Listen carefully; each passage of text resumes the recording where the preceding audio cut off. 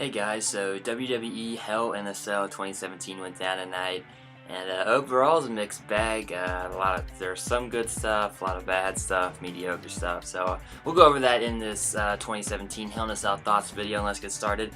First match on the kickoff show: Chad Gable and Shelton Benjamin in tag team action against the Hype Bros. This was a solid match. Okay, nothing too special, but a good way to get the crowd amped for the rest of the show, as is the job of most kickoff show matches. And Gable and Benjamin came away with the win here. The real story here, though, since there really isn't a rivalry between the two teams, was that the Hype Brothers suffered another loss, and their dissension into possibly a heel turn or maybe a split continues. So it should be interesting to see where this goes, possibly on SmackDown Live, when they continue this bickering between the Hype Brothers as they suffer yet another defeat. After that, it was the first Hell in a Cell match of the night. The Usos taking on the New Day in a tag team championship match inside Hell in a Cell, and this was, to me, the best match of the night. Great action, very violent, very brutal, lots of weapons being used, ton of kendo sticks, a couple chairs. There are a lot of cool spots. The Usos had Xavier Woods in handcuffs hanging from one of the LED ring posts, and were teeing off on him with kendo sticks. And then the New Day had put one of the Usos in a corner of the cell and locked him in there with kendo sticks. And that was a very brilliant move in my opinion. But in the end, the Usos got the win in a very brutal, very exciting, very fun Hell in a Cell match. They are your new tag team champions, and I expect this rivalry to be over. You can't have a better exclamation point to end a feud on than Hell in a Cell. And these two teams delivered once again by providing the crowd and the fans watching on pay-per-view with the best match of the night again. After that, it was Randy Orton taking on Rusev, and this was just an okay match. You definitely see this on SmackDown Live. Nothing that made it pay-per-view worthy. Randy Orton gets the win over Rusev. Not really sure why I thought Rusev would go over on pay-per-view against Orton, but another questionable booking decision for Rusev on pay-per-view. And I really have no idea where WWE is going with him, as Orton gets the win, a win that Orton really doesn't need. I would think this rivalry continues. I mean, I would hope Rusev does not lose this feud with Orton. I would like to see him win this feud and get some momentum going and possibly put himself in the main event picture. But as of tonight, Randy Orton gets the win. After that, it was Baron Corbin versus AJ Styles versus Ty Dillinger for the United States Championship. Dillinger was just added to this match on the kickoff show. It was originally AJ Styles versus Baron Corbin, but on the kickoff show, Daniel Bryan added Dillinger to the match, making it a triple threat. And this was a very solid match, really good match. Lots of cool action, great sequences and exchanges, mainly between between Dillinger and Styles. They had a really good exchange where Styles was going for a Styles clash, but Dillinger was able to counter and just kept going from counter to counter. Really fun action happening in this match, and it looked like Styles was going to be able to retain his title.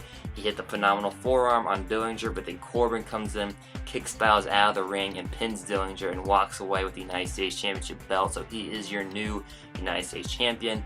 I would hope to keep Dillinger involved in this feud. AJ Styles has a legit gripe that he did not get pinned to lose his title, as it was Dillinger who got pinned that cost Styles the title. So I'd like to see Dillinger still involved in this feud somehow, but definitely expect Styles to get a rematch against Corbin, as this feud is definitely not over yet. After that, it was the SmackDown Women's Championship match, Natalya versus Charlotte, and I was expecting a lot more from this match. This was just a slow match. They told the story of Charlotte having her knee worked on by Natalya, and there was a cool spot where Charlotte hit a big moonsault from the top of the turnbuckle to the outside of the ring on Natalya. But other than that, there really wasn't anything memorable happening in this. I thought maybe Carmella would cash in. That didn't happen. I thought for sure that they're going to have her cash in when Charlotte was selling a knee injury. I thought maybe Charlotte was going to win, but then her knee was going to be in bad shape, and then Carmella would come and cash in. That did not happen. In the end, Natalya ended up hitting Charlotte with a chair to end the match in disqualification. Pretty lame finish to a very slow match. Definitely skip this match if you watch the Hell in a Cell pay-per-view.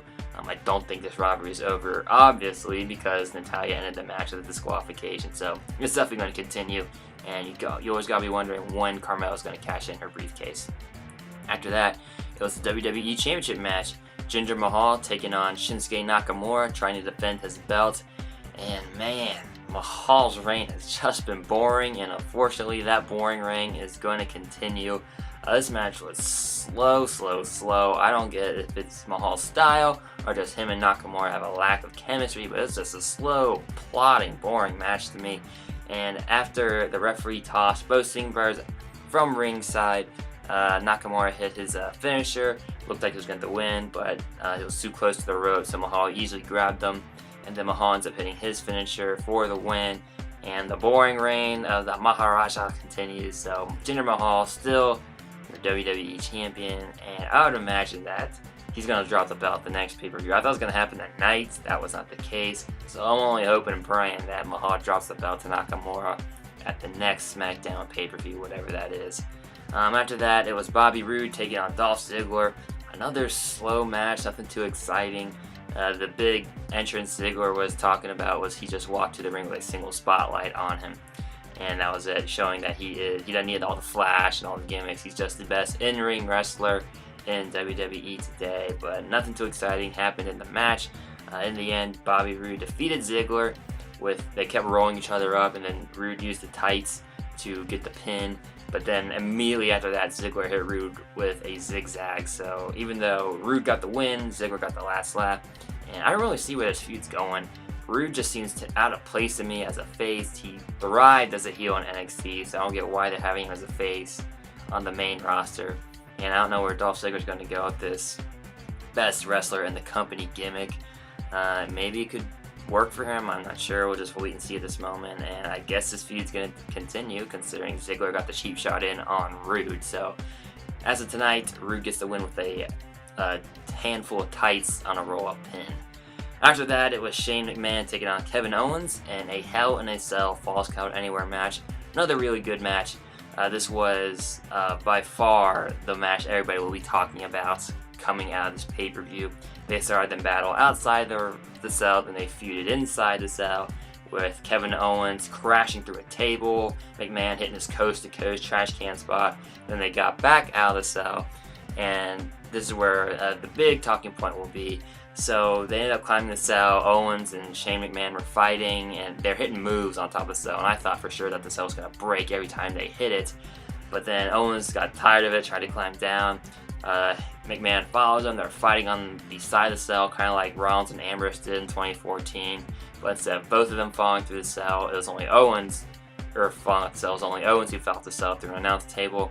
And then McMahon climbs down, puts Owens on another announce table, climbs back up, and is getting ready to drop a massive elbow when the biggest twist of the night, probably the biggest twist WWE has had in a while, Sami Zayn comes out, pulls Owens off the table right before Shane McMahon hits.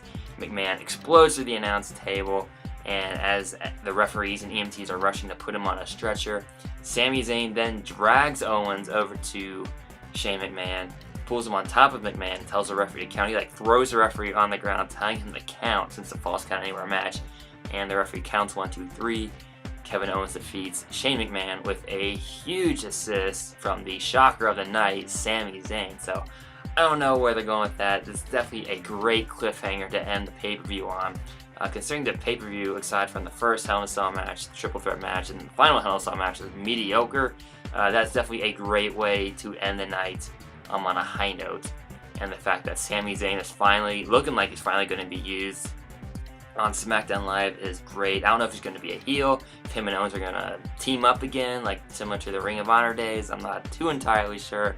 But having Sami Zayn be the guy that assisted Kevin Owens, his former best friend and current #1 enemy, help him get the win over Shane McMahon, that is a great twist, and I'm a big fan of that. So, in conclusion, Hell in a Cell was okay. The first match, triple threat, and the main event match, 3 matches you're going to want to watch. Everything else, skip. So that's what I got for you on Hell in a Cell 2017, and that's all I got. So if you like this video, feel free to give it a thumbs up, leave a comment, and subscribe to the channel. There's a link to my Twitter accounts in the description below. I live tweet during various wrestling events, sporting events. It's also the easiest way to get updates on my website, cincyfanzone.blogspot.com. There's a link to that website in the description below, so please feel free to check that out. And as always, guys, thanks for watching.